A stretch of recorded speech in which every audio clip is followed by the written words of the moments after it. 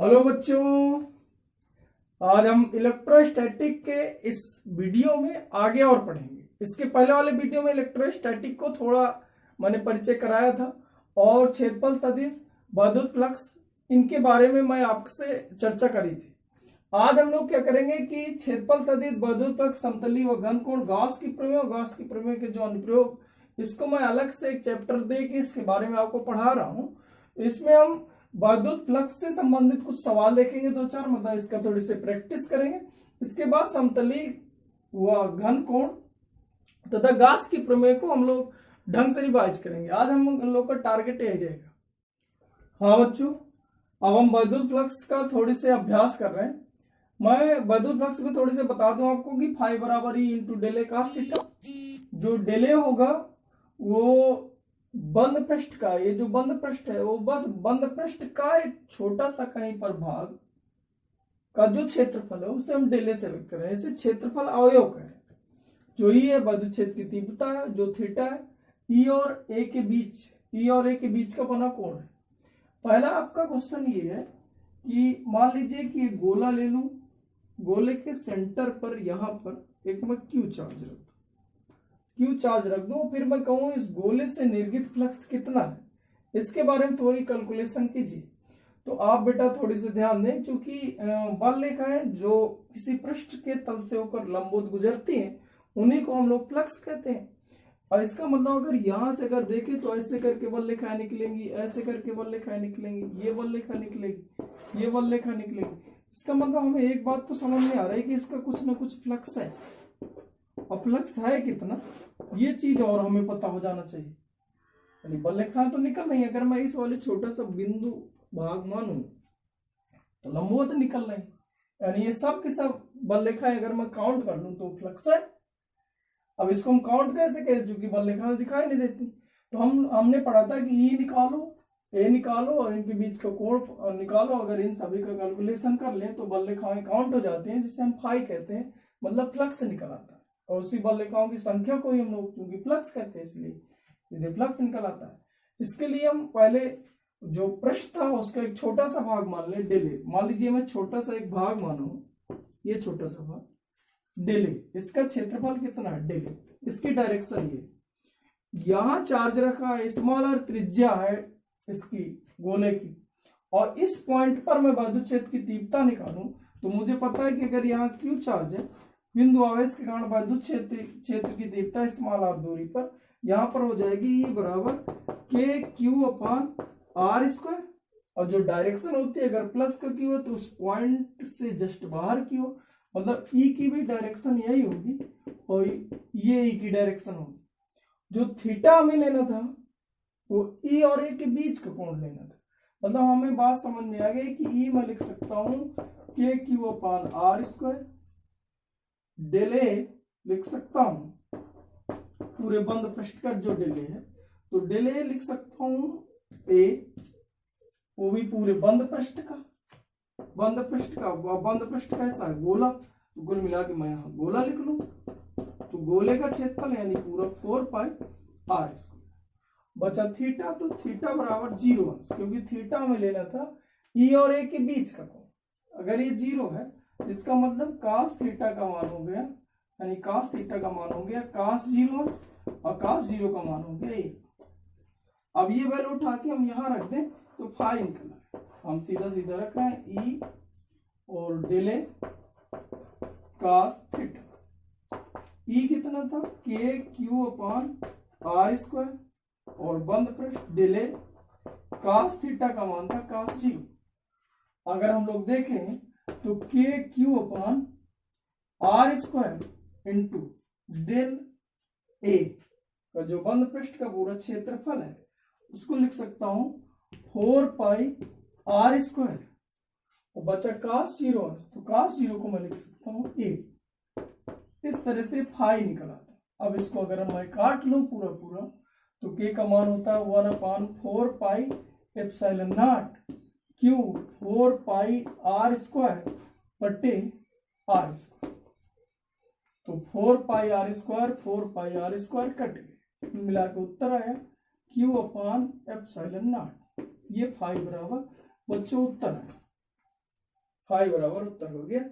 यानी किसी ये गोला है, गोले के केंद्र पर यदि मैं आवेश रख दूं Q, यानी इस गोले के अंदर आवेश रख दूं, यानी ये अंदर का आवेश है, गोले के अंदर का, तो उस अंदर के आवेश का 1/ε0 गुना इसका फ्लक्स होता है। अच्छा, इसमें और कुछ चीजें रिजल्ट के रूप में देख रहे हैं। r² से r² कटा है, इसका क्या मतलब हुआ कि अगर मैं त्रिज्या इससे कम ले लूं या इससे त्रिज्या ज्यादा ले लूं तो भी फ्लक्स कितना होता, Q�/ε0। Q मतलब जो आपने r त्रिज्या या r/2 त्रिज्या का गोला लिया है, उस गोले के अंदर कितना आवेश है, बाहर क्या है उससे मतलब नहीं है, उसके अंदर कितना आवेश है उसका 1/ε0। यही चीज गॉस ने समझाया था, इसी को हम गॉस की प्रमेय भी कहते हैं। इसके थोड़ी सी और निष्कर्ष देख रहे हैं। पहला निष्कर्ष आपके समझ में आया होगा।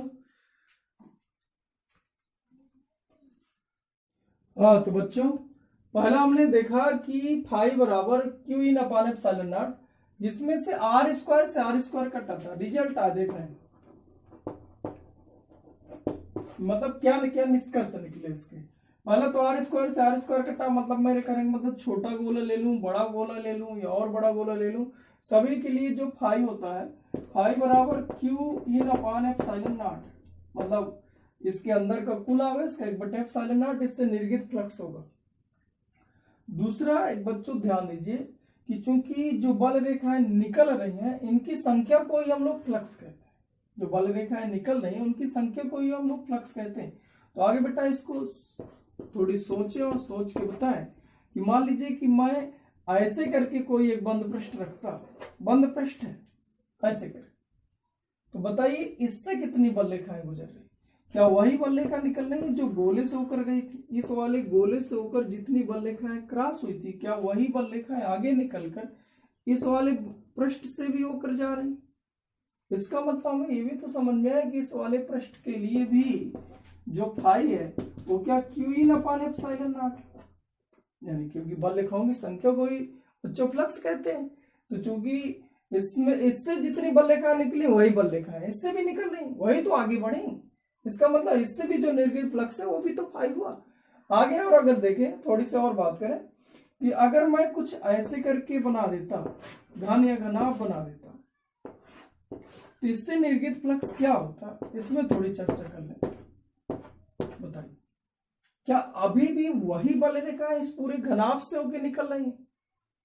देखने से तो स्पष्ट हो रहा है बच्चों। इसका मतलब मेरी बात और समझ में आ गई कि इस घन का या घनाभ का जो भी था, इससे फाई यही है Q�/ε0। इससे जो निर्गित फ्लक्स है यानी इसका जो फाई है वो भी Q�/ε0 है। मतलब मैं दूसरा निष्कर्ष आपको ये बताना चाह रहा हूं कि जो किसी बंद पृष्ठ से जो निर्गित फ्लक्स होता है वो उस बंद पृष्ठ के आकार आकृति, आकार आकृति मतलब छोटा बड़ा, आकार छोटा बड़ा, आकृति मतलब ये,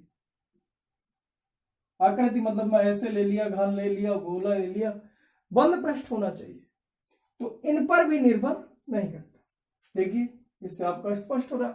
अच्छा, चित्र से आपका स्पष्ट हो रहा होगा कि जितनी बल रेखा गोले को क्रॉस करें, क्या वही बल रेखाएं आगे बढ़ी और वही बल रेखाएं घन को भी क्रॉस करेंगे। इसका मतलब बल रेखाओं की संख्या को फ्लक्स कहते हैं। इसका मतलब जो फ्लक्स गोले का है वही फ्लक्स घन का भी है। अगर गोले का फ्लक्स Q�/ε0 मैंने कैलकुलेशन से निकाला है, इसका मतलब मुझे बच्चों समझ में आ गया, ये समझ में आ गया कि घन का भी फ्लक्स यही होता है। आगे ये आपके निष्कर्ष से आगे काम आएंगे बच्चों बहुत अच्छे से। आगे देखते हैं कुछ और सवाल।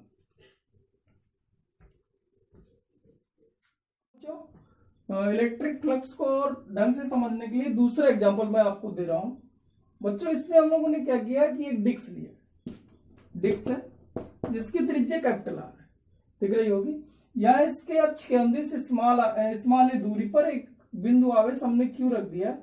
अगर ये बिंदु आवेश रखा है तो स्वाभाविक सी बात है कि बल रेखाएं चारों तरफ निकलेंगी। अब कितनी बल रेखाएं इस डिस्क को होकर गुजर रही हैं या कितनी बल रेखाएं डिस्क को काट रही हैं या इससे होकर निकली हैं, उनकी संख्या को हमें कैलकुलेशन करना है, क्योंकि इन्हीं बल रेखाओं की संख्या को हम लोग क्या कहते हैं, फ्लक्स कहते हैं। किसी भी तल के लंबवत गुजरने वाली बल रेखाओं की संख्या को वैद्युत फ्लक्स कहते हैं। तो अब कितनी बल रेखाएं इससे होकर गई होंगी तो हम लोग निकालें। तो इसमें मुझे क्या करना था, फ्लक्स अगर मुझे ज्ञात करना है तो मुझे ई चाहिए, डेल ए चाहिए और cos थीटा चाहिए। तो पहले तो मैं समझू कि बल रेखा कुछ ऐसे रहती हो, ऐसे गई रही होंगी, कुछ ऐसे गई होंगी, ऐसे ऐसे करके बल रेखाएं निकली होंगी। तो अगर हम लोग चेक करें तो इस पॉइंट पर चूंकि डिस्क का जो ए है वो इधर है, डिस्क ऐसे रखी है, उसका जो क्षेत्रफल है किसी भी पॉइंट का क्षेत्रफल वो बाहर है। और लेकिन अगर हम ई देखें तो ई हर एक पॉइंट पर अलग अलग है। ई की डायरेक्शन इधर, ये बल रेखा ऐसे गई होती, यहाँ ऐसे करके गई होती।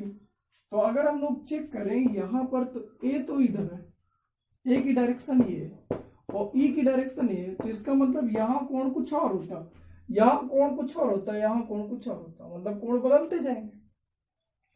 इसका मतलब हमें बात समझ में आ गई कि अगर मैं आर पे जाके डेल आर मोटाई का, क्योंकि ये बदलता जा रहा है ऐसे ऐसे, तो इसका मतलब इसका एक छोटा सा भाग निकाल लूं और उसका फ्लक्स कैलकुलेशन कर लूं। इसके बाद अगर उस छोटे से भाग का मुझे पता चल गया बच्चों, तो फिर मैं क्या करूंगा, पूरी 0 से लेके आर त्रिज्या तक लिमिट लगा दूं, यानी छोटे छोटे से और भाग काटता चला जाऊं और लास्ट में सभी को जोड़ दूं। जोड़ने को ही समाकलन कहते हैं। मतलब मैं क्या करूं, 0 से लेके कैपिटल आर तक काट लूं, तो जब सभी छोटे छोटे से भाग कटे होते रिंग के रूप में, तो सभी रिंग जोड़ देते तो पूरा का पूरा अपना डिस्क बन जाता। मतलब हमें एक बात समझ में आ गई कि यहाँ पर आर पे जाके एक छोटा सा भाग काटना पड़ेगा डेल आर मोटाई। यहाँ अलग से मैं बना ले रहा हूँ, ये आर पे जाके, स्मॉल आर पे जाके डेल आर मोटाई का एक छोटा सा भाग काटा। ये जो कटा हुआ भाग था बच्चों, ये रिंग के रूप में निकला और यहां से इस दूरी थी ये, और यहां पर आवेश रखा था प्लस की। अब इस भाग पर हम लोग बात कर लें तो यहाँ पर ई की डायरेक्शन ये होती, क्योंकि ए की डायरेक्शन मैं पहले ही बता चुका हूं, हर एक पॉइंट पर सीधे बाहर की ओर है, मतलब ये डेल ए की डायरेक्शन। यानी अगर हम लोग देखें बच्चों तो ये थीटा होता, ये डेल आर मोटाई का है थीटा, तो ये भी थीटा ही होता। अब मैं इतने से भाग का ई निकाल लूं, ए निकाल लूं और cos थीटा निकाल लूं, तो ई कितना होता, सूत्र हुआ करता है के, यानी 1/4πε0 के क्यू अपान बिंदु तथा बिंदु आवेश के बीच की दूरी, ये दूरी। तो ये आर है और ये ए है, तो हमें ये दूरी रखना था, तो ये हो जाती √a² प्लस आर स्क्वायर का स्क्वायर, क्योंकि सूत्र होता है के क्यू अपान आर स्क्वायर। दूसरा हमें चाहिए था डेल ए, यानी इस रिंग का जो निकली है इसका क्षेत्रफल। तो आपको पता है कि रिंग की त्रिज्या कितनी है, आर, तो यानी इसको अगर मैं काट के सीधी करता तो लंबाई होती 2πr और इसकी जो मोटाई है वो dr, मतलब इसका जो क्षेत्रफल होता 2πr dr। चलिए ठीक है। तीसरा मुझे क्या चाहिए था, cos थीटा। अगर cos थीटा रख दें तो सूत्र होता है आधार बटे कर्ण।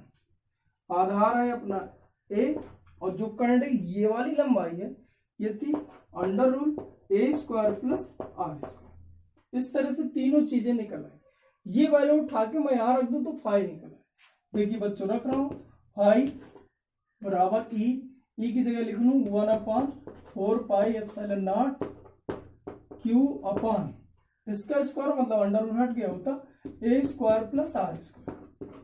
आगे मुझे रखना था डेल ए, तो डेल ए की जगह रख लूं 2πr dr और इंटू cos थीटा। तो cos थीटा की जगह रखना था आधार बटे कर्ण, मतलब a बटे √a² प्लस r²। हाँ, तो बच्चों इसको थोड़ी सी और आगे देख रहे हैं। तो पाई से पाई कट गया, 2 से 2 कट गया, ऊपर बचा अपना q, नीचे बचा 2ε0 और ऊपर बचा r डेल r, a बचा r डेल r और नीचे बच्चों बचा a² प्लस r² की घात 3/2। ये वैल्यू बची, बाकी चीजें कट गई और इसका समाकलन करना था। अच्छा, मुझे पूरा का पूरा डिस्क कवर करना है, तो मैं कहां से कहां तक करूं, ये यानी 0 से लेके r तक काटता रहूं, यानी लिमिट लगा दूं 0 से लेके R। अब इसको हमें हल करना है, प्योर समाकलन बचा हुआ है, देखते हैं। इसमें हम लोग मान लें कि a square plus r square बराबर t स्क्वायर। अब अगर मैं समाकलन करूं तो सॉरी अवकलन करूं तो ये कांस्टेंट वैल्यू है, ये होता 2r dr बराबर 2t dt, तो 2 से 2 कटा होता, यानी r dr की जगह लिख लेता t dt। और यहाँ पर रख के देखते हैं लिमिट, और देख लें कि लिमिट कहाँ से कहाँ तक रखता। तो लिमिट पहले कितनी थी 0, तो अगर मैं r की जगह 0 रखूं तो a स्क्वायर प्लस 0 बराबर t स्क्वायर, यानी t बराबर a रख लिया जाए। और दोबारा मैं क्या करूं r रख लूं तो t बराबर under root a square plus r square हो जाता है। अब ये वैल्यू उठा के हम लोग यहाँ रख रहे हैं, तो q a upon 2 epsilon naught, और लिमिट ऑफ इस बार हमें रखना था कहाँ से कहाँ, 0 सॉरी a से लेके under root a square plus r square, और इंटू r dr की जगह रखने था t dt upon a square plus r square की जगह t स्क्वायर खाते 3/2, 2 से 2 घटा मतलब t क्यूब। अब इससे कट जाता तो t स्क्वायर ऊपर गया तो माइनस का 2, t माइनस 2, उसका समाकलन हो जाता t माइनस 2। समाकलन करते समय घाते बढ़ा देते हैं, उतने का ही बटा कर देते हैं, तो ये बच्चों हो जाता है t घाते -1 बटे -1 यानी -1 बटे t, तो यानी q और a है बच्चों q a upon 2 epsilon naught, और ये हो जाता -1 अपॉन t, और upper limit under root a square plus r square, और लोअर लिमिट रख दी जाए उत्तर। देखिए थोड़ी लिमिट रख के देख रहे हैं, तो लिमिट अगर रख दे तो अपर लिमिट माइनस लोअर लिमिट, चूंकि वैल्यू माइनस की थी इसलिए लोअर लिमिट प्लस हो जाते, उसको पहले रख q अपॉन 2 एप्सिलॉन नॉट, और इस a का भी मैं अंदर गुणा कर रहा हूं, तो लोअर लिमिट कितनी आती या मैं पहले आपको ढंग से ही बता दूं। अपर लिमिट यानी -1 बटे under root a square plus r square, minus lower limit तो खुद माइनस का है तो प्लस 1 अपॉन a। अब मैं कह रहा हूं एक अंदर गुणा कर दीजिए, तो एक अगर मैं अंदर गुणा करता तो ये a होता, ये हो गया, a से कटा होता तो ये प्लस का हो गया, तो पहले रखो, यानी q upon 2 epsilon not 1 minus ये प्लस का था तो आ गया कि ये माइनस का, तो a upon under root a square plus r square, ये आपका इस डिक्स से जो वाले रेखाएं गुजरी थी उनकी संख्या, यानी फ्लक्स इससे निर्गत फ्लक्स ये हुआ। अच्छा, ये जो अभी हम लोगों ने कैलकुलेशन मैथमेटिक्स तरीके से किया है बच्चों, तो इसको अभी मैं क्या करूंगा कि एक प्लेन एंगल और एक सॉलिड एंगल लेके उनके बीच संबंध स्थापित करेंगे, और फिर उससे कैलकुलेशन करेंगे, तो ये एक एक दो लाइन में हल होना चालू हो जाएंगे। हाँ बच्चों, एक क्वेश्चन और कर रहे हैं। इसमें हम लोग क्या किए, एक बेलन है, बेलन की लंबाई L है, त्रिज्या है, यहाँ पर अक्ष पर एक आवेश प्लस क्यू आवेश रखा है, और इस बेलन के जो ये वाला आवरण है, इन आवरणों को छोड़ दिया जाए, जो गोलीय आवरण है, इससे कितनी बल्लेखाएं होकर गुजरी बच्चों, इसको हमें ज्ञात करना है। तो अभी मैंने बताया था कि जो पृष्ठ से होकर बल्लेखाएं आर पार निकल जाती है, उनका जो टोटल संख्या होती है उसे हम विद्युत फ्लक्स कहते हैं। मतलब मैं सीधे सीधे से बात करूं, इस बेलन से बेलन के ये गोली पृष्ठ से गुजरने वाला विद्युत फ्लक्स क्या होगा, क्वेश्चन आपका ये है। तो बेटा इसमें हम लोग देखते हैं, इसमें मैं क्या करूं कि मुझे अगर फ्लक्स चाहिए तो मुझे ई चाहिए, डेल ए चाहिए और cos थीटा चाहिए, 3 चीजें चाहिए। तो पहले तो मुझे ए चाहिए, तो अब देखिए बच्चों कि अगर इसकी किसी भी पॉइंट यहाँ जो है, जैसे मैं बेलन ऐसे करके ले लूं, इसका हर एक पॉइंट पर यहाँ से निर्गत फ्लक्स चाहिए, यहाँ से निर्गत बल्लेखाएं चाहिए। तो अगर हर एक पॉइंट पर देखें तो ये कहीं ना कहीं जो है ऐसे करके बल्लेखाएं ऐसे ऐसे करके निकल रहे हैं, यानी फिर से आप देखें तो वही थीटा आपका बदल रहा है, इसके क्योंकि ए की डायरेक्शन जस्ट ऐसे होगी, सी पॉइंट पर एक ही डायरेक्शन में ज्ञात करूं किसी पॉइंट पर एक ही डायरेक्शन, तो ऐसे होगी, ये एक ही डायरेक्शन है हर एक पॉइंट। मैं यहाँ ज्ञात करूं तो ये बाहर की ओर होगी, यहाँ ज्ञात करूं नीचे की ओर, यहाँ ज्ञात करूं ऐसे होगी, यहाँ ज्ञात करूं, यहाँ ज्ञात करूं ऐसे होगी। बेलन से आप समझ सकते। और जो ई की डायरेक्शन है वो बदल रही। अच्छा, ई यहाँ पर अगर हम लोग चेक करें तो ऐसे है, यहाँ ई ऐसे है, तो अब ए के बीच चेक करें तो ए इसका सब जगह ऐसे है, मतलब थीटा ही है, यहाँ थीटा 0 है, यहाँ थीटा बढ़ रहा है, ऐसे करके हो रहा है। मतलब मुझे समझ में आ गया कहीं ना कहीं मुझे काटना पड़ेगा। अब काटे हम लोग जो है, तो अगर हम इतना सा भाग ये काट के अलग करते हैं ये, तो कुल मिला के मैं यक्स पे जाके dx मोटाई का, यक्स पे जाके यहां से यक्स पे जाके और dx मोटाई का, इसकी मोटाई dx है, एक छोटा सा भाग काट के अलग किया। आप सोचिए कि अगर इससे मैं छोटा सा भाग काट के dx मोटाई का एक छोटा सा भाग काट के अलग करूं तो क्या वो रिंग निकलती? हाँ, जो रिंग निकलती, बताए इसकी त्रिज्या क्या यही होती, ये त्रिज्या हो जाती। अब इस पर हमें चेक करना है, तो इस पर ई किधर है?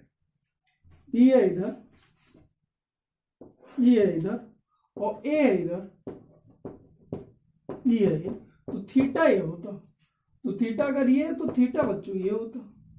अब हमें चेक करना है कि हमें पहले चाहिए ई, तो ई बराबर सूत्र हुआ करता है के, यानी 1/4πε0 क्यू, क्यू आपका क्यू ही charge plus q charge, q upon बिंदु आवेश, मतलब ये पॉइंट, अब बिंदु यानी ये इनके बीच की दूरी, अगर ये आर है ये एक्स है, तो ये हो जाता r square plus x square का अंडर रूट का स्क्वायर, यही होता।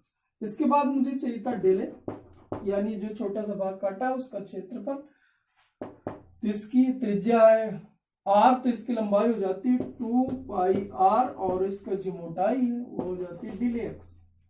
और इसके बाद मुझे चाहिए cos थीटा, तो cos थीटा रहा सूत्र होता है आधार बटे कर्ण। इधर आप चित्र से देखिए तो ये थीटा के सामने लंब होता है, ये आधार होता और ये कर्ण होता, यानी मैं लिख सकता था under root r square plus x square. और ये सब वैल्यू उठा के मैं यहाँ रख दूं तो फाई बराबर होता ई मतलब 1/4πε0 और क्यू अपान ये अंडर रूट और स्क्वायर कट गए, r square plus x square, यही होता। इसके बाद मुझे डेले रखना है, तो 2πr dx into cos theta, यानी r बटे under root r square plus x square. ये कैलकुलेशन मुझे करना है। देखो बच्चों, इसी को मैं क्या लिख सकता हूँ, इससे एक कट गया, इससे एक कट गया, 2 हो गया, इधर आर स्क्वायर हो जाता, ये इससे गुणा आर स्क्वायर, यानी क्यू आर स्क्वायर, ये इधर बचता, क्यू हो गया आर स्क्वायर बचता, dx बचता, और इधर भी वैल्यू बचती 2ε0, और ये वैल्यू बचती r square plus x square की घात 3/2। ये समाकलन करते हैं हम लोग ऐसे। लिमिट आपकी कितनी होती है, सेंटर पे रखा था, तो इधर की दूरी कितनी है l/2, इधर की दूरी कितनी है l/2, यानी -l/2 से लेके +l/2। लिमिट याद रखना, आगे रखेंगे, आगे देखते हैं। अब इसका थोड़ी समाकलन कर रहे, ये समाकलन करने में बड़ा अच्छा होगा क्योंकि ये समाकलन बढ़िया है। अब बताइए इसका समाकलन कैसे, dx है और x के सापेक्ष करना है, इसका तो होगा ही। देखिए थोड़ी कुछ मान लें, माना x बराबर r tan थीटा, तो dx बराबर कितना हो जाता है r sec square theta into D theta.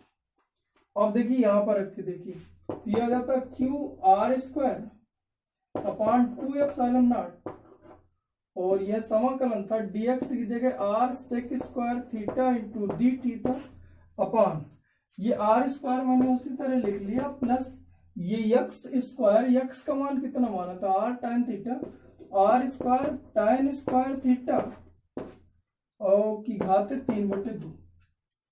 अब देखते जाइए, अब देखिए आर स्क्वायर आप कॉमन लीजिए तो घात आ जाएगी 3/2, मतलब r3। आर स्क्वायर है, आर है, मतलब आर से आर सब कट गए, ये भी r3 हो गए, ये भी r3, यानी q अपान 2ε0, और ये हो जाएगा sec square theta upon 1 plus tan square theta की घात 3/2, 1 प्लस tan स्क्वायर थीटा की घात 3/2, यानी सेक स्क्वायर थीटा की घात 3/2, 2 से 2 कट गया, यानी सेक क्यूब थीटा, यानी आ गया sec cube theta d theta समाकलन। इससे इसको आप काट दीजिए तो 1/सेक बचता, और सेक ऊपर जाता तो कास होता, यानी Q/2 और कास थीटा डी थीटा समाकलन। कास को हम क्या लिख सकते हैं, साइन थीटा। इसका मतलब हमें समझ में आ गया साइन थीटा। थोड़ी समझिए, ये हो जाता अपना Q/2 और ये हो जाता कास का समाकलन साइन थीटा। ये अच्छा, साइन थीटा का मान देखिए, यक्स बराबर आर tan थीटा, यानी tan थीटा बराबर यक्स अपॉन आर, यानी लंब बटे आधार, लंब बटे आधार। तो बताइए कर्ण कितना हो, कर्ण हो जाएगा r square plus x square. तो बताइए साइन थीटा कितना हो, लंब बटे कर्ण। इसका मतलब मैं वैल्यू रख सकता हूं Q/2 और वैल्यू रख लूं तो लंब बटे कर्ण, यानी यक्स बटे under root r square plus x square. अच्छा बताइए इसमें लिमिट कहां से कहां तक थी। अगर जब मैं बेलन बनाया था बच्चों ऐसे करके, यहाँ प्लस क्यू चार्ज रखा, मैंने कहा था यहाँ L/2 और यहाँ L/2, मैं इतनी यक्स पे जाके एक बेलन का निकाला, सॉरी बेलन के उस भाग का निकालता जो रिंग के रूप में निकला, यक्स पे जाकर।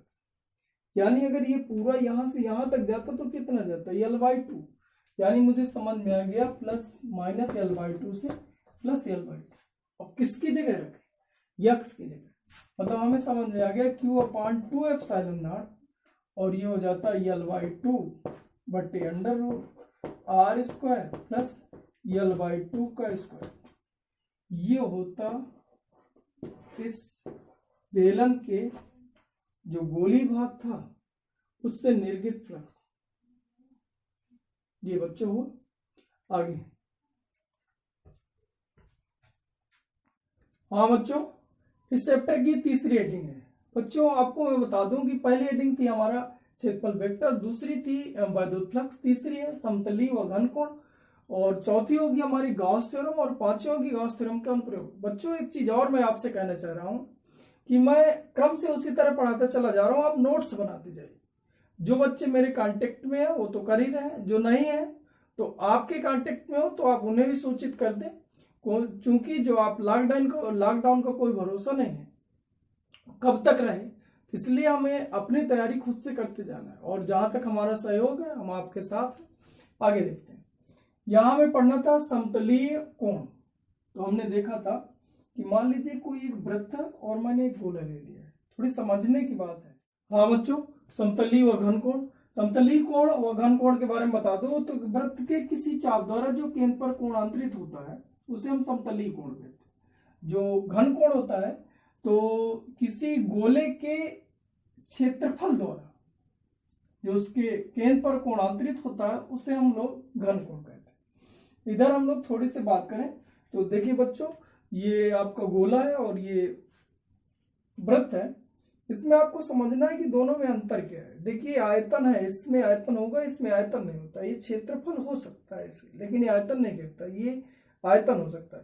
तो इसमें मैं कोई चाप ले रहा हूं, ऐसे ये एक छोटा सा चाप ले लिया, और ये सेंटर पर जो कोण ऐसे करके बन रहा है, ये ऐसे करके जो ये वाला कोण बन रहा है, इसको हम क्या करते हैं, समतलीय कोण। लेकिन अगर हम लोग इसकी बात करें तो बेटा अगर ये मैं एक छोटा सा इधर क्षेत्रफल अवयव ले लूं, इस क्षेत्रफल अवयव द्वारा जो पूरा इसके सेंटर पर कोण बना होगा, ऐसे करके जो कोण बना है, ये जो कोणांतरित हुआ है किसी क्षेत्रफल द्वारा जो कोणांतरित हो रहा है इसके सेंटर पर, इस कोण को हम लोग घन कोण कहते हैं। आगे समझे कि घन कोण होता है ओमेगा बराबर डेले अपॉन आर स्क्वायर। डेले यानी जिसके द्वारा केंद्र पर कोणांतरित हुआ है, इसका मात्रक हुआ करता है रेडियन, इसका मात्रक होता है स्टेरेडियन। इसकी ये भी बीमाहीन राशि है, ये भी बीमाहीन राशि है। इसमें और एक आध चीजें देखते हैं कि एक रेडियन किसके बराबर होगा और एक स्टेरेडियन किसके बराबर होगा। बच्चों बहुत अच्छे से समझा जा सकता है। अगर आप सोचो कि डेल आर है और डेल एस है, वो आपस में बराबर होते, तो बताइए बच्चों क्या ये आपस में जो समय पर थीटा है del s upon del r है, सॉरी आर है, तो आर से डेल एस कट जाता है और एक आता है, इसको हम कहते हैं रेडियन। यानी हमें समझ में आया कि एक रेडियन कुछ ऐसे हो सकता है। यानी हमें समझ में आया कि ये जो था क्या था, चाप, वो किसके बराबर हो जाए, त्रिज्या। चाप त्रिज्या के बराबर हो जाए तो इस चाप द्वारा जो केंद्र पर कोण बनेगा वो कितना कहलाएगा, एक रेडियन कहलाता है। और इसी तरह आप यहां देखिए, अगर ये दोनों वैल्यू सेम होती तो ये कट गए होते और इसका मान एक स्टेरेडियन आता। तो आप बच्चों इधर देखें, इसका मतलब मैं समझू कि यदि गोली भाग का जो क्षेत्रफल है, गोली भाग का जो क्षेत्रफल है उसकी त्रिज्या के वर्ग के बराबर हो, गोली भाग का जो क्षेत्रफल है उसकी त्रिज्या के वर्ग के बराबर हो, तो इस भाग द्वारा, इस गोली भाग द्वारा जो केंद्र पर कोण अंतरित हो रहा है उसका मान एक स्टेरेडियन होगा। आगे और कुछ चीजें देखते हैं। मान लीजिए पूरा कोण देखते हैं वृत्त पर, एक पूर्ण, तो हम समाकलन कर दें तो ये पूरा थीटा, और डेल एस अगर पूरा देखें तो ये हो जाता है 2 पाई आर, पूरी लंबाई, आर ये कट गया यानी 2 पाई रेडियन। लेकिन अगर हम लोग गोले पे देखें तो गोले पर बनेगा आपका कितना, डेल ए, यानी पूरे का क्षेत्रफल। तो पूरे का क्षेत्रफल होता है गोले का 4 पाई आर स्क्वायर बटे आर स्क्वायर, तो इससे कट गया होता, तो ओमेगा बराबर 4 पाई स्टेरेडियन। यानी गोले द्वारा केंद्र पर 4 पाई स्टेरेडियन का कोण, घन कोण बनता है, जबकि वृत्त द्वारा केंद्र पर, पूरे वृत्त द्वारा केंद्र पर 2 पाई रेडियन का कोण बनता है। आगे कुछ चीजें और देखते हैं बच्चों, आगे कुछ चीजें समझें, बहुत छोटी छोटी सी बात करें। बताइए कि मान लीजिए कि मैं एक ऐसे करके भाग ले लूं, ये भाग है। हाँ बच्चों, समतलीय व घन कोण के बारे में और बात करें तो थोड़ी सी और चीजें निष्कर्ष निकालते हैं। जैसे देखो बेटा, एक हमने ये क्षेत्रफल अवयव ले लिया, किसी गोले का कुछ भाग ले लिया जिसका क्षेत्रफल डेल ए है। अगर हम इसकी बात करें तो डेल ए की डायरेक्शन ही है, और अगर ये यहाँ से इस वाले कर्व की यहाँ से दूरी आर होती तो हम लिखते थे डेल ओमेगा बराबर del a upon r square, ये लिखते थे। अगर इसी में हम थोड़ी सी और बात करें, ऐसे कर लें, अगर एक आपका तल ऐसे करके बना है, ये जिसका क्षेत्रफल मान लीजिए डेल ए डैश है और डायरेक्शन ये। अब हम बात करें कि ये इस पॉइंट पर कितना कोणांतित कर रहा है, इस पॉइंट ओ पर कितना कोणांतित कर रहा है। देखिए बेटा, ये तल ओमेगा अंतित कर रहा था, तो ये भी तल मिलके ओमेगा ही अंतित कर रहा है। लेकिन अगर हम लोग ये इसका मान देखें ओमेगा का, तो इसके लिए अगर इनके बीच थीटा कोण है तो इसका मान होगा del a cos theta upon r square. इन दोनों से हमें एक चीज और समझ में आई कि हम जो यहाँ पर डेल ए लिख रहे थे, या जो क्षेत्रफल अवयव लिख रहे थे, वो क्षेत्रफल अवयव हम लोग तल के परपेंडिकुलर लेते हैं, यानी डेल ए डैश ऐसे करके लिख लें, dash perpendicular upon r square. ये परपेंडिकुलर अपॉन आर स्क्वायर कहना ज्यादा बेटर है। आगे और पूरे बंद पृष्ठ के लिए देखें तो बंद पृष्ठ के लिए डेल ओमेगा का मान हुआ करता है 4 पाई स्टेरेडियन। इसी तरह हम लिख सकते हैं कि जो del a upon r square था इसका भी मान 4 पाई है, या हम डेल ए, ये बंद पृष्ठों के लिए है।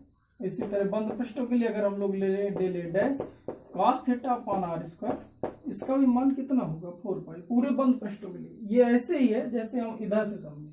मान लीजिए कि हम एक ऐसे करके वृत्त ले लिए, तो वृत्त के केंद्र पर पूरा जो कोण बनता है वो 2 पाई रेडियन। लेकिन हम लोग ऐसे करके अगर भाग ले लेते हैं, ऐसे ऐसे करके, तो ये भी यहाँ पर केंद्र पर कितना कोणांतित कर रहा है, 2 पाई रेडियन अंतित कर रहा है। ऐसे ही गोलों के लिए हुआ करता है। जैसे मान लीजिए गोला है तो पूरा जो बंद पृष्ठ कोणांतित कर रहा है 4 पाई रेडियन कर रहा है।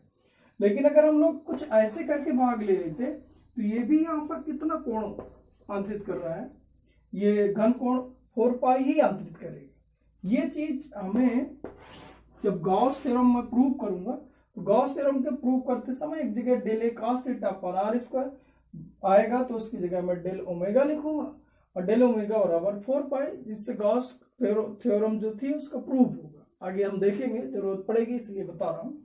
आगे कुछ चीजें और देखें, जैसे कि थीटा मतलब समतली कोण और घन कोण मतलब ओमेगा, समतली कोण मतलब थीटा और घन कोण मतलब ओमेगा, इनके बीच संबंध देखा जाए। तो मैंने क्या किया है, एक गोला ले लिया, गोले का कुछ भाग काट लिया, जैसे ये इतना सा भाग काट लिया, ये तो ये जो कोण बन रहा है इसको समतली कोण में थीटा मानना, और ये जो पूरा कोण ऐसे करके इस क्षेत्रफल द्वारा बन रहा है ये आपका ओमेगा है, और इनके बीच संबंध स्थापित करें। अगर आप देखिए तो ओमेगा बराबर सूत्र हुआ करता है ए परपेंडिकुलर अपॉन आर स्क्वायर, ये होता है। अब मुझे ये परपेंडिकुलर मतलब कुल मिला के जो क्षेत्रफल इस कैप का चाहिए, जो इतना सा कैप है, इस कैप का क्षेत्रफल अपॉन आर स्क्वायर। तो इसका क्षेत्रफल हमें ज्ञात करने के लिए मैं क्या करूं, यहाँ एल्फा पे जाके डेल एल्फा मोटाई का एक छोटा सा भाग काट लूं ऐसे करके, ये कुछ भाग ऐसे करके मिलता है, एल्फा पे जाके डेल एल्फा मोटाई का एक भाग काट लूं, पूरी की पूरी रिंग निकलती। अब इसको अगर देखें तो ये कुछ ऐसे हो, ये डेल आर मोटाई का एल्फा पे जाके डेल एल्फा मोटाई का, ये डेल एल्फा है, डेल एल्फा और ये एल्फा है, इसकी रिंग कटे थे। बताए इसकी त्रिज्या कितनी है, आर, ये आर है कैपिटल आर, कैपिटल आर त्रिज्या है इसकी। तो ये अगर हम लोग देखें तो ये जो आर होता है यानी ये हो जाता आर साइन एल्फा, और जो ये दूरी है, ये दूरी यानी ये दूरी जो हम लोग देख रहे हैं, ये वाली दूरी यहां से ये पूरी दूरी आ रही है।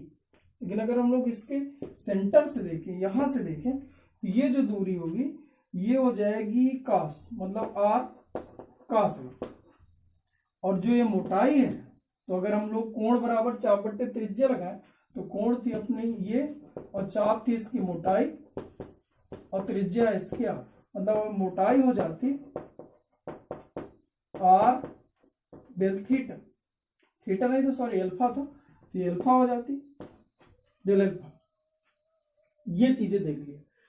अब इसके बाद अगर हम लोग देखें तो क्षेत्रफल डेल ए बराबर कितना होता है, क्षेत्रफल इसका जो हमने रिंग काटी हुई थी उसका क्षेत्रफल, तो क्षेत्रफल लंबाई गुणे मोटाई, तो लंबाई कितनी हो जाती है, अगर इसको मैं काट के सीधी करता तो इसकी त्रिज्या थी आर साइन एल्फा, तो लंबाई पूरी हो जाती 2 पाई आर, और आर है अपना आर साइन एल्फा इंटू मोटाई, मोटाई कितनी हो जाती आर डेल एल्फा। इस प्रकार मैं लिख सकता था 2 pi r square sine alpha into d alpha, ये डेले हो गई। चलो बच्चों, अब मुझे क्या करना था, पूरे से भाग का, इस पूरे ये इतने से रिंग का था क्षेत्रफल, मुझे इस पूरे कैप का क्षेत्रफल चाहिए था, तो मैं समाकलन कर दूं, लिमिट लगा दूं। तो लिमिट कहां से कहां, अगर ये यहां से अगर मैं चालू कर रहा हूं यहां तक जा रहा हूं, तो मैं कहां से कहां, मतलब मैं थीटा बराबर 0 से लेके थीटा तक चला जाऊं, मतलब 0 से लेके थीटा तक। इसको हम लिख सकते हैं ए, एरिया हो जाता जो हम लोग यहाँ पर रखेंगे, और ये हो जाता आपका 2 पाई आर स्क्वायर, और साइन का हो जाता माइनस कास एल्फा, और लिमिट रखी जाती 0 से लेके थीटा तक। तो इसको हम लिख सकते थे 2 पाई आर स्क्वायर, और upper limit minus lower limit, जो कि माइनस खुद है, तो ये माइनस का अपर लिमिट और माइनस माइनस प्लस का लोअर लिमिट 0, कास 0 का माने मतलब मैं लिख सकता हूं 2 pi r square 1 minus cos theta, ये आ गया ए। अब हमें चाहिए था ओमेगा, ओमेगा इसने कितना टोटल कोण आंतरित करा, तो ओमेगा चाहिए, तो ओमेगा बराबर सूत्र होता है ए अपॉन आर स्क्वायर। ये पूरा कोण जो बन रहा है इसको मैं ओमेगा मान के रखा हूं, तो ये ए अपॉन आर स्क्वायर, तो ए कितना था 2 pi r square 1 minus cos theta upon r square, तो आर स्क्वायर से आर स्क्वायर कट गया और उत्तर आपका आ गया 2 पाई कोष्ठ के अंदर 1 माइनस कास थीटा। इस प्रकार हम लोग कह सकते हैं कि जो ओमेगा मतलब घन कोण है वो बराबर होता है 2 पाई कोष्ठ में 1 माइनस कास थीटा। थीटा समतली कोण, ओमेगा घन कोण, तो ये समतली कोण व घन कोण के बीच संबंध है। आगे बच्चों बात कर रहे हैं, ये आपके समझ में है, ये घन कोण है, घन कोण बराबर 2 पाई 1 माइनस कास थीटा, समतली कोण है। घन कोण तथा समतली कोण के बीच संबंध है। आगे हम लोग देख रहे हैं कि जो मैंने क्वेश्चन आपको दूसरे और तीसरे कराए थे अभी, तो उसमें मैंने कहा था कि इन क्वेश्चनों को मैं जब समतली और घन कोण पढ़ाऊंगा तो बहुत छोटे तरीके से हल करूंगा, तो उनको देखते हैं। दूसरा क्वेश्चन आपका ये था कि एक डिस्क है जिसकी त्रिज्या कैपिटल आर, ऐसे करके डिस्क थी जिसकी त्रिज्या कैपिटल आर है, इसके अक्ष के अंदर स्मॉल दूरी पर यहाँ पर कोई एक पॉइंट चार्ज रखा हुआ था क्यू, और क्वेश्चन ये था कि इससे होकर कितनी बल रेखाएं गुजरी, यानी इससे निर्गित फ्लक्स ज्ञात कीजिए। तो आगे हम इसी से देखते हैं कि अगर आप सोचो कि ये जो डिस्क है इस पूरे को लेकर एक मैं गोला खींच लेता, तो अभी पहले क्वेश्चन में हम लोगों ने पूरा प्रूव करा था कि अगर बंद पृष्ठ है और बंद पृष्ठ चाहे जैसा भी हो उसके अंदर अगर मैं चार्ज रख दूं तो जो इससे निर्गित फ्लक्स होता है पूरे बंद पृष्ठ से वो होता है Q अपान एप्सिलॉन नॉट। इसका मतलब मुझे समझ में आएगा, अगर ये पूरा बंद पृष्ठ होता तो बंद पृष्ठ जो घन कोण अंतरित करता है वो 4 पाई करता है, यानी 4 पाई रेडियन से जो स्टेरेडियन से जो निर्गित फ्लक्स होता है, यानी निर्गित बल रेखा होती है Q अपान एप्सिलॉन नॉट होती है। तो एक इकाई से कितना निकलेगी, तो इसको हम लोग देख लें तो ये हो जाता है Q upon 4 pi epsilon not. समझिए, अगर एक इकाई से इतना फ्लक्स निर्गित होगा तो अब हमें चाहिए कितने का था, केवल इतने से भाग, ये वाले भाग का चाहिए था, ये भाग, यानी अगर यहां मैं ओमेगा मानता तो ओमेगा से कितना निकलती, तो ओमेगा से Q अपान 4 पाई एप्सिलॉन नॉट और ओमेगा की वैल्यू इनटू ओमेगा, एक इकाई से इतना तो ओमेगा से इतना इनटू ओमेगा, ओमेगा का मान कितना है 2 पाई 1 माइनस कास थीटा, पाई से पाई कट जाता तो ये हो जाता Q अपान 2 एप्सिलॉन नॉट और 1 minus cos theta. Cos theta का मान रख लीजिए, थीटा होता तो कास थीटा ये कितना है आर। कास थीटा का सूत्र क्या होता है, आधार बटे कर्ण, अगर ये आर है ये है तो कर्ण कितना होगा ए अपान अंडर रूल, ये वैल्यू निकालना है कर्ण, ये होता है ए स्क्वायर प्लस आर स्क्वायर। इसका मतलब मैं इसको लिख सकता हूं ए स्क्वायर प्लस आर स्क्वायर। ये इससे निर्गित फ्लक्स, एक इकाई से निर्गित फ्लक्स ये है, तो ओमेगा इकाई से निर्गित फ्लक्स, यानी जो आपका ये फ्लक्स था ये ओमेगा इकाई से निकल रहा, ये उत्तर हुआ, और उसमें आप देखिए ये उत्तर आ रहा है। और इसका जैसे तीसरा क्वेश्चन जो था जिसमें हमने एक बेलन लिया, देखिए तीसरा क्वेश्चन था कि हमने एक बेलन ले लिया था और बेलन के दोनों तल इधर उधर वाले छोड़कर जो गोली भाग था उससे निर्गित फ्लक्स कितना था, जिसको हम लोग देखते हैं। मान लीजिए मैं एक ऐसे करके बेलन ले लूं, ये बेलन ले रहा हूं और यहां चार्ज रखा था Q और ये दूरी L/2 थी, इससे निर्गित फ्लक्स हम लोगों ने कैलकुलेट किया। तो आगे हम लोग फिर से देखें, इसमें इस विधि से हल करें, कितना सरल हो जाएगा और कितना छोटा हो जाएगा। अब आपको पता है कि अगर ये मैं पूरा का पूरा ऐसे करके बंद करता हूं, इससे जो निर्गित फ्लक्स होता है किसी भी बंद पृष्ठ से Q अपान एप्सिलॉन नॉट होता है। और अब एक चीज और देखे थे कि ये जो भाग है, ये वाला जो भाग है, इससे निर्गित फ्लक्स आया था Q अपान 2 एप्सिलॉन नॉट कोष्ठ में 1 minus a upon under root r square plus a square, अभी निकाले। इसका मतलब अगर ये दोनों पृष्ठ, एक पृष्ठ का ये तो दोनों पृष्ठ का इसमें 2 को गुणा कर दें, और क्या करें कि अगर ये पूरे का अगर हम लोग देखते तो Q अपान एप्सिलॉन नॉट होता है, तो अगर ये दो पृष्ठ निकाल दिए जाते तो बाकी तो ये बंद पृष्ठ ही था, क्योंकि ये भी तो एक बंद ही पृष्ठ है। जो बेलन है वो एक बंद पृष्ठ है, और अगर ये बंद पृष्ठ है भाई गोला है क्यों अपन एप्सिलॉन नॉट। लेकिन अगर हम ऐसे करके बेलन ले लें तो बेलन भी तो एक बंद ही पृष्ठ होता है, तो बेलन का भी कितना होता है क्यू अपन एप्सिलॉन नॉट।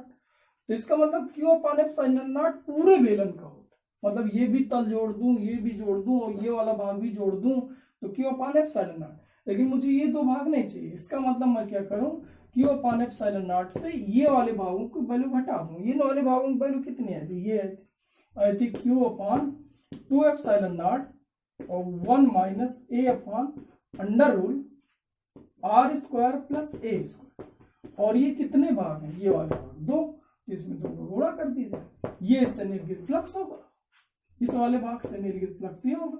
अब इसको हल कर ले, 2 से 2 कट गया, Q upon epsilon not common ले लिया जाए तो इसकी जगह पर 1 बचे, इसकी जगह 1 बचा, 1 का इधर गुणा कर दे तो 1 का ये -1 है, वो माई प्लस का हो गया। ये ए जो था ये दूरी थी उसमें जब हमने देख से लिया था, तो ये दूरी ये थी, लेकिन यहाँ ये दूरी कितनी है L/2, यहाँ मैं लिख लूँ L/2 बटे अंडर रूल आर स्क्वायर और प्लस L/2 का स्क्वायर, एक से कट जाता और आपका उत्तर आता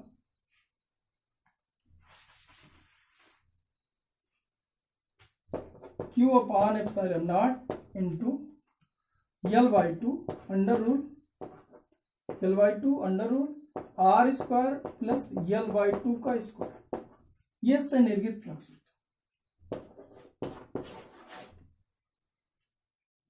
हाँ बच्चों, चौथी हेडिंग, 5 हेडिंग इस लेसन में मुझे बताना था, तो चौथी हेडिंग बता रहा हूं, गॉसिस थ्योरम, मतलब गॉस की प्रमेय हम लोग पढ़ेंगे।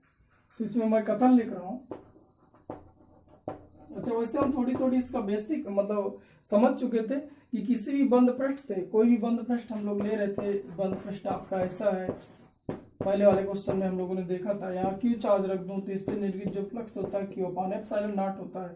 और बंद पृष्ठ ऐसे रख दूं, इसके अंदर अगर क्यू चार्ज है तो इससे निर्गत जो फ्लक्स होता है, इससे निर्गत जो बल रेखाओं की संख्या होती है वो क्यू अपान एप्सिलॉन नॉट होता है। ये यही गॉस की प्रमेय थी, वहां भी मैंने थोड़ी आपको हिंट दिया था।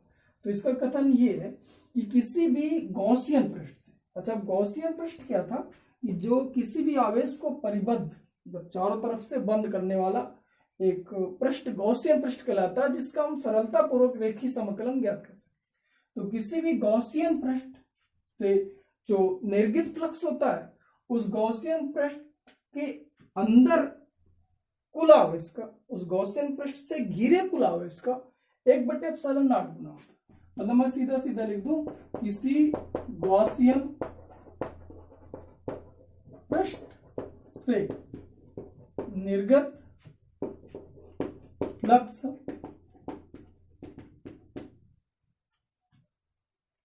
उस गॉसियन पृष्ठ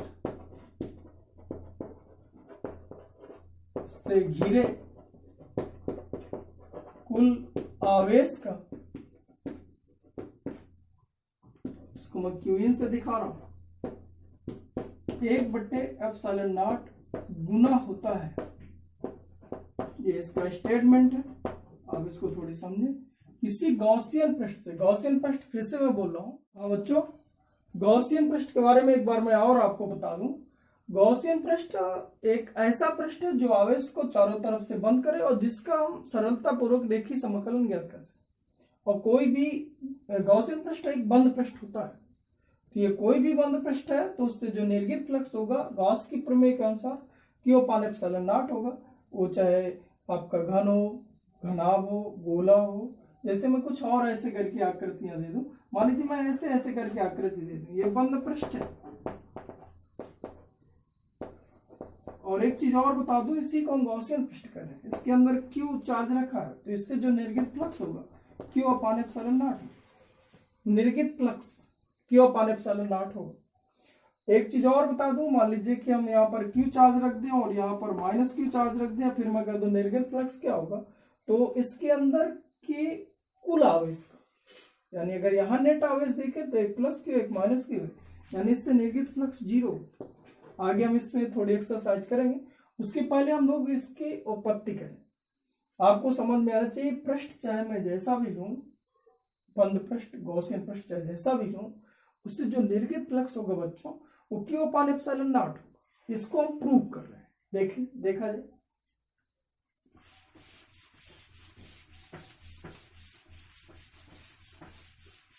इसमें पहले मैं क्या कर रहा हूं, दो तरह से प्रूव कर रहा हूं। एक तो मैं गोला लिए ले रहा हूं और फिर एक अनियमित आकृति का लिए ले रहा हूं।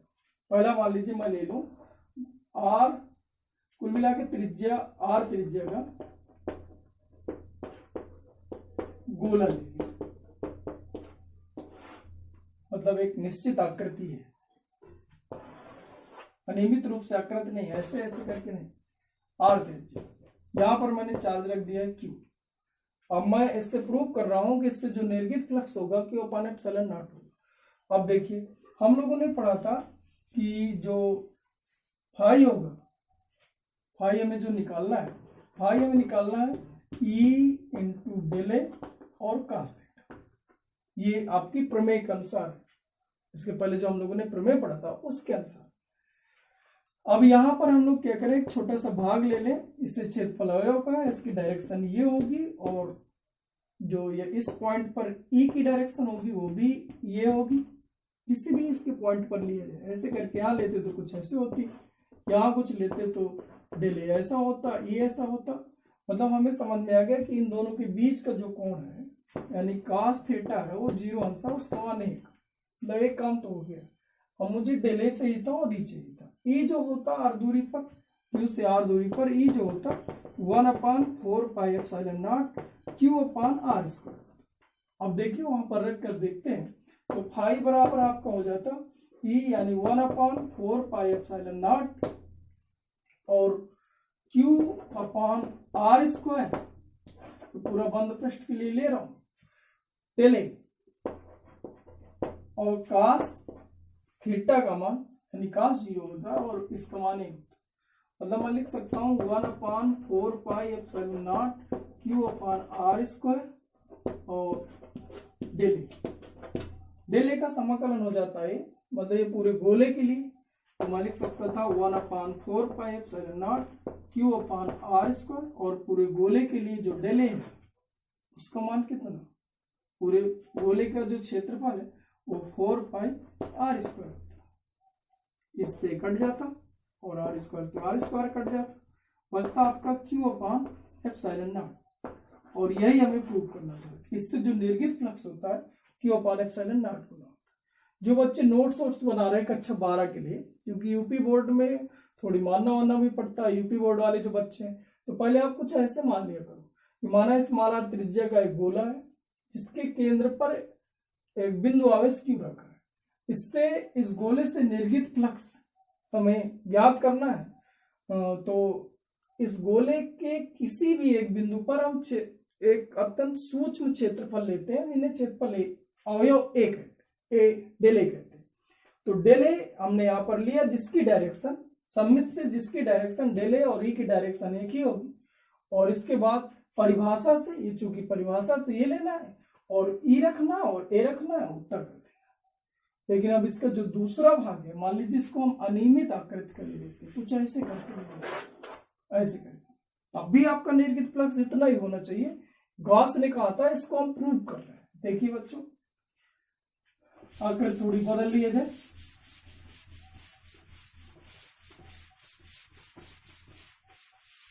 अनिश्चित आकृति का ले लें, तो इसमें हम लोग देखें कुछ हम लोग ऐसे ऐसे ऐसे ऐसे करके ले लें। अब हम यहां पर आवेश इससे जो है बंद पृष्ठ है, ये ध्यान दीजिए। अब हम लोग थोड़ी सी यहां पर एक वैल्यू ले लेंगे, तो ये अब अगर हम यहाँ ये कौन सी वैल्यू ली है, डेल ए क्षेत्रफल अवयव, इसकी डायरेक्शन ये हो गई डेल ए की।